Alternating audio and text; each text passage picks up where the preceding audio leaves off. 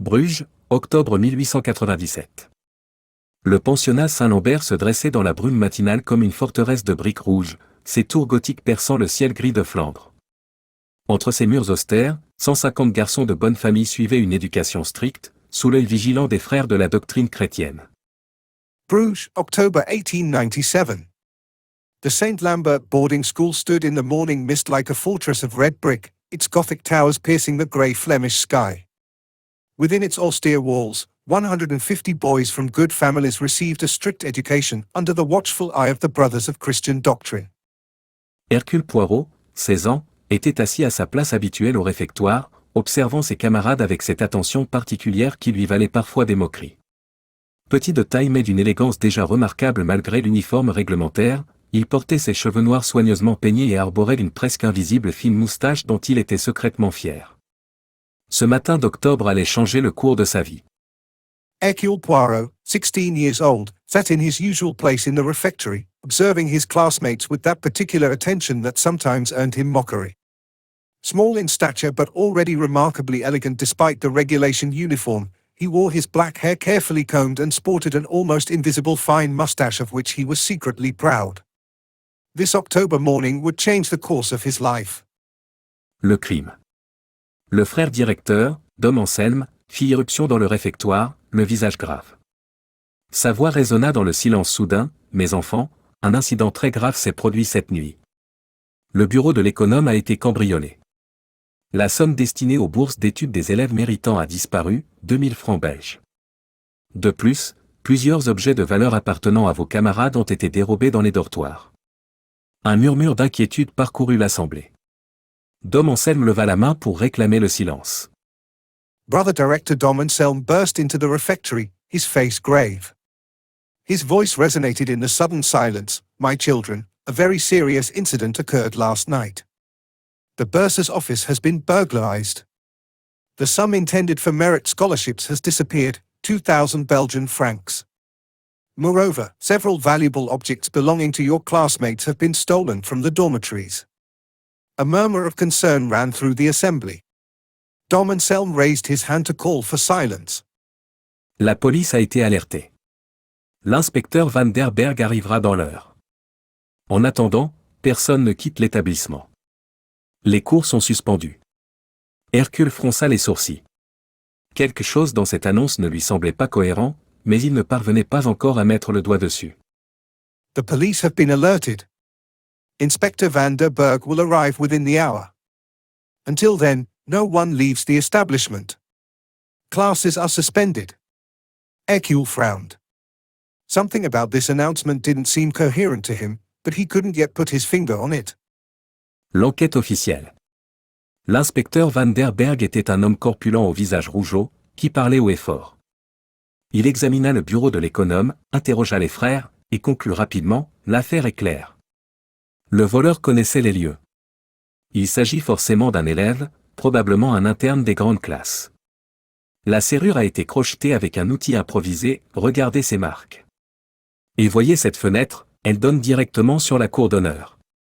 Le coupable est sorti par là après avoir commis son forfait. Inspector Van der Berg was a corpulent man with a ruddy face, who spoke loudly. He examined the bursar's office, questioned the brothers, and quickly concluded, the case is clear. The thief knew the premises. It must be a student, probably a boarder from the upper classes. The lock was picked with an improvised tool. Look at these marks. And see this window, it opens directly onto the main courtyard. The culprit escaped through there after committing his crime. Il fit aligner tous les élèves de rhétorique et de philosophie dans la cour. Parmi eux se trouvait Édouard de Crombrugge, fils du baron de Crombrugge, arrogant et dépensier, toujours à court d'argent malgré sa fortune familiale. Henri Vandamme, boursier brillant mais au caractère ombrageux, qui en voulait aux élèves fortunés. Charles Moreau, le fils du serrurier de la ville, qui avait des connaissances techniques particulières. Pierre Janssens, répétiteur et surveillant, à peine plus âgé que les élèves. He lined up all the rhetoric and philosophy students in the courtyard. Among them were Edward de Crombre, son of Baron de Crombre, arrogant and spendthrift, always short of money despite his family fortune. Henri Van Damme, a brilliant scholarship student but with a brooding character who resented the wealthy pupils. Charles Moreau, the son of the town locksmith, who had particular technical knowledge. Pierre Janssens, tutor and supervisor, barely older than the students. L'inspecteur Van der Berg interrogea chacun d'eux, mais leurs alibis semblaient solides. Tous dormaient dans leurs dortoirs respectifs, sous la surveillance des frères. Bah, grommela l'inspecteur. L'un de ment, c'est certain. Je reviendrai demain avec des méthodes plus persuasives. Inspector Van der Berg questioned each of them, but their alibis seemed solid. All were sleeping in their respective dormitories, under the brothers' supervision. Bah, grumbled the inspector. One of them is lying, that's certain. I'll return tomorrow with more persuasive methods. L'intervention du jeune Poirot. Après le départ de la police, Hercule demanda discrètement au frère Anselme l'autorisation d'examiner les lieux. Le directeur, qui connaissait l'intelligence exceptionnelle de son élève, accepta. Mes petites cellules grises me disent qu'il y a quelque chose qui cloche dans cette affaire, murmura Hercule en pénétrant dans le bureau de l'économe. Il observa tout méthodiquement, la serrure forcée, la fenêtre entr'ouverte, le coffre-fort intact mais vide, les papiers éparpillés sur le bureau. Puis il se rendit dans les dortoirs où les objets avaient été volés. Curieusement, les vols semblaient aléatoires, une montre en or ici, un stylo plume en argent là, quelques pièces de monnaie. Intéressant, murmura-t-il. Très intéressant. After the police departed, Hercule discreetly asked Brother Anselme for permission to examine the scene. The director, who knew his students' exceptional intelligence, agreed. My little grey cells tell me there's something wrong with this case, murmured Hercule as he entered the bursar's office. He observed everything methodically, the forced lock, the half-open window, the intact but empty safe, the papers scattered on the desk. Then he went to the dormitories where objects had been stolen. Curiously, the theft seemed random, a gold watch here, a silver fountain pen there, some coins. Interesting, he murmured. Very interesting. Il interrogea discrètement ses camarades. Henri, tu n'as rien entendu cette nuit? Non, Poirot. Je dors comme un loir, tu le sais bien. Et toi, Édouard? J'ai cru entendre un bruit vers 2 heures, mais je pensais que c'était le chat du réfectoire. Hercule hocha la tête et continua ses investigations. Il remarqua que Pierre Janssens semblait nerveux, évitant son regard. Charles Moreau, lui, paraissait sincèrement outré par les soupçons qui pesaient sur lui. He discreetly questioned his classmates. Henri, did you hear anything last night? No, Poirot. I sleep like a log, you know that. And you, Edouard? I thought I heard a noise around 2 o'clock, but I thought it was the refectory cat. Hercule nodded and continued his investigations. He noticed that Pierre Janssens seemed nervous, avoiding his gaze. Charles Moreau, on the other hand, appeared genuinely outraged by the suspicions weighing on him. Les indices. Au bout de 2 jours d'observation discrète, Hercule avait rassemblé plusieurs éléments troublants. 1. L'économe, frère Mathias, était étrangement absent depuis le cambriolage, officiellement indisposé. 2. Les objets volés dans les dortoirs étaient tous facilement recelables, mais de valeur modérée. 3. La fenêtre du bureau ne présentait aucune trace de passage, alors qu'elle aurait dû être souillée par quelqu'un l'enjambant. 4. Le timing, le vol avait eu lieu la veille du versement des bourses, quand l'argent était temporairement stocké dans le bureau. 5. Un détail capital, Hercule avait remarqué des traces de cire rouge sur le rebord de la fenêtre du bureau. After 2 days of discreet observation, Hercule had gathered several troubling elements. 1. The bursar, Brother Matthias, had been strangely absent since the burglary, officially indisposed.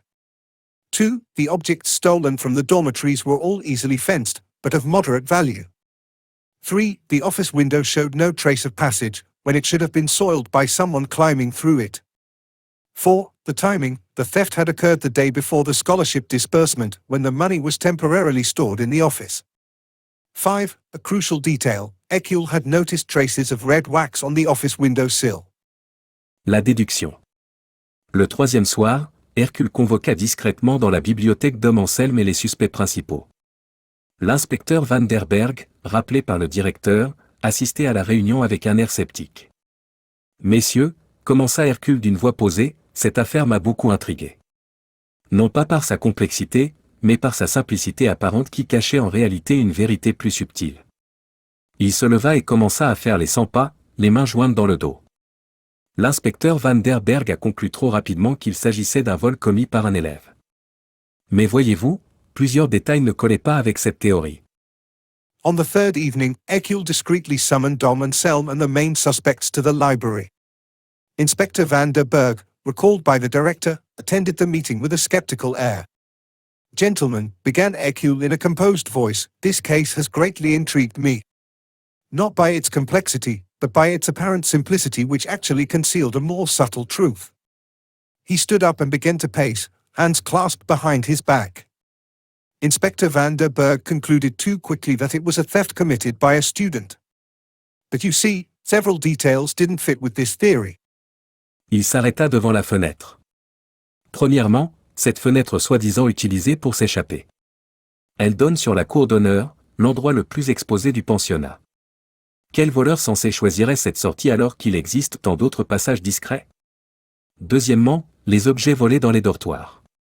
Leur sélection était trop opportuniste. Comme si le voleur ne connaissait pas vraiment la valeur des objets, ou cherchait simplement à donner le change. He stopped in front of the window. First, this window supposedly used to escape. It opens onto the main courtyard, the most exposed place in the boarding school. What sensible thief would choose this exit when there are so many other discreet passages? Second, the objects stolen from the dormitories.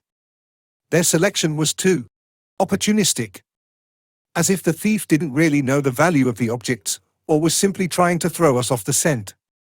L'inspecteur s'agita sur sa chaise. Où voulez-vous en venir, jeune homme?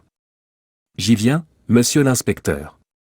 Le détail qui m'a mis sur la piste, c'est cette trace de cire rouge sur le rebord de la fenêtre. De la cire à cacheter, très précisément. Il se tourna vers l'assemblée. Or, qui utilise de la cire à cacheter dans un pensionnat?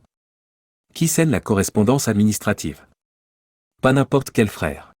The inspector fidgeted in his chair. Where are you going with this, young man? I'm getting there, Inspector. The detail that put me on the trail was this trace of red wax on the windowsill. Sealing wax, very precisely. He turned to the assembly. Now, who uses sealing wax in a boarding school? Who seals administrative correspondence? Not just any brother. La révélation. Le coupable n'est pas un élève, déclara Hercule solennellement. C'est frère Mathias, l'économe lui-même. Un silence stupéfait accueillit cette déclaration. Dom Anselme pâlit. Hercule. Comment osez-vous? Attendez, Dom Anselme. Laissez-moi expliquer. Frère Mathias avait des dettes de jeu, oui, mes petites cellules grises m'ont permis de déduire cela de plusieurs indices. Il a organisé ce faux cambriolage pour masquer son détournement de fonds. The culprit is not a student, declared Hercule solemnly. It's brother Matthias, the bursar himself. Stunned silence greeted this declaration. Dom Anselme paled. Hercule. How dare you? Wait, Dom Anselme. Let me explain.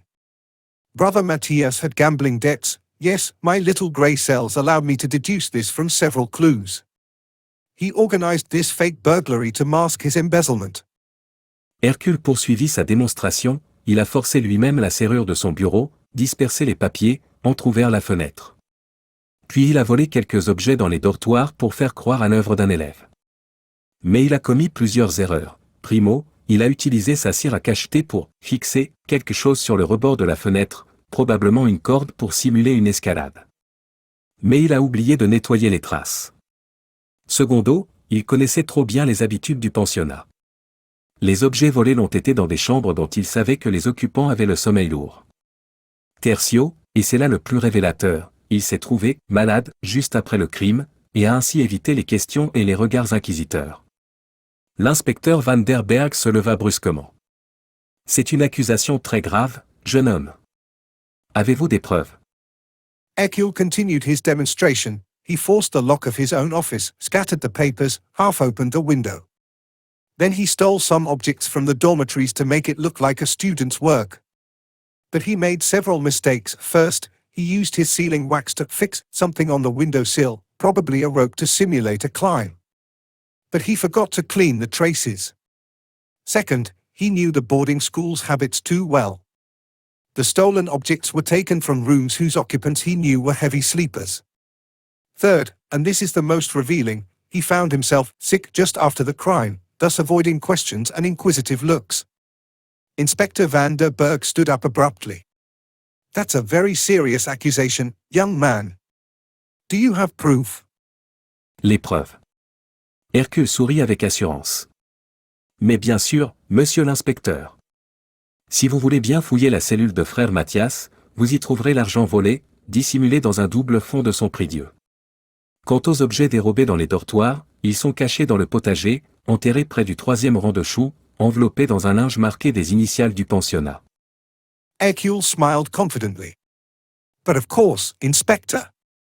If you would search Brother Matthias's cell, you'll find the stolen money, hidden in a false bottom of his prayer stool. As for the objects stolen from the dormitories, they are hidden in the vegetable garden, buried near the 3rd row of cabbages, wrapped in a cloth marked with the boarding school's initials. Dom Anselme semblait anéanti. Mais pourquoi? Pourquoi frère Mathias aurait-il fait cela? Les dettes de jeu, Dom Anselme. J'ai remarqué sur son bureau des lettres de créanciers, qu'il avait tenté de dissimuler. Et puis, hier soir, j'ai aperçu par hasard un homme qui ressemblait fort à frère Mathias sortir discrètement du café, de Goût dans les Houes, réputé pour ses arrière-salles où l'on joue gros jeu. Dom Anselme seemed devastated. But why? Why would Brother Matthias have done this? Gambling debts, Dom Anselme. I noticed letters from creditors on his desk, which he had tried to conceal. And then, last night, I happened to glimpse a man who looked very much like Brother Matthias discreetly leaving the Café de Gouden Loup, reputed for its back rooms where high-stakes gambling takes place. La confirmation. 1 heure plus tard, tout était confirmé. L'argent fut retrouvé exactement où Hercule l'avait indiqué, ainsi que les objets volés. Frère Mathias, confronté aux preuves, avoua en pleurant sa culpabilité. Il était effectivement criblé de dettes contractées dans les tripots de Bruges et avait cédé au désespoir en organisant ce faux cambriolage. L'inspecteur van der Berg, peu nommé impressionné, serra la main d'Hercule. « Jeune homme, vous avez l'étoffe d'un grand détective. Comment avez-vous fait pour percer ce mystère là où j'avais échoué ?» An hour later, everything was confirmed. The money was found exactly where Hercule had indicated, as well as the stolen objects. Brother Matthias, confronted with the evidence, tearfully confessed his guilt. He was indeed riddled with debts contracted in Bruges gambling dens and had yielded to despair by organizing this fake burglary. Inspector van der Berg, sheepish but impressed, shook Hercule's hand. Young man, you have the makings of a great detective. How did you manage to solve this mystery where I had failed? Hercule lissa sa petite moustache avec une fierté non dissimulée. Monsieur l'inspecteur, il suffit d'observer. D'observer et de faire travailler ces petites cellules grises. Elle m'ont dit dès le début que cette affaire était trop simple pour être vraie. Un vrai criminel n'aurait jamais commis autant d'erreurs grossières. Mais un homme honnête contraint au crime par le désespoir. Ah! C'est différent. Il improvise, il panique, il laisse des traces. Hercule smoothed his little mustache with undisguised pride. Inspector, one need only observe. Observe and make one's little grey cells work. They told me from the beginning that this case was too simple to be true. A real criminal would never have made so many gross errors. But an honest man forced into crime by despair. Ah. That's different. He improvises, he panics, he leaves traces. Épilogue. Le scandale fut étouffé autant que possible. Frère Mathias fut discrètement muté dans un monastère contemplatif où il pourrait expier ses fautes. Les bourses d'études furent maintenues grâce à une collecte exceptionnelle. Quant à Hercule Poirot, sa réputation de petit génie de la déduction était née. Ses camarades le regardaient désormais avec un mélange de respect et d'appréhension. Lui-même avait pris conscience de son don particulier. The scandal was hushed up as much as possible. Brother Matthias was discreetly transferred to a contemplative monastery where he could atone for his faults. The scholarships were maintained thanks to an exceptional collection. As for Hercule Poirot, his reputation as a little genius of deduction was born. His classmates now looked at him with a mixture of respect and apprehension. He himself had become aware of his particular gift. Ce soir-là, seul dans son lit du dortoir, il caressa sa petite moustache naissante en songeant à son avenir. Il ne savait pas encore qu'il deviendrait l'un des détectives les plus célèbres du monde, mais il venait de comprendre que son destin était tracé. Hercule Poirot, murmura-t-il dans l'obscurité, tes petites cellules grises viennent de résoudre leur première affaire. Ce ne sera pas la dernière.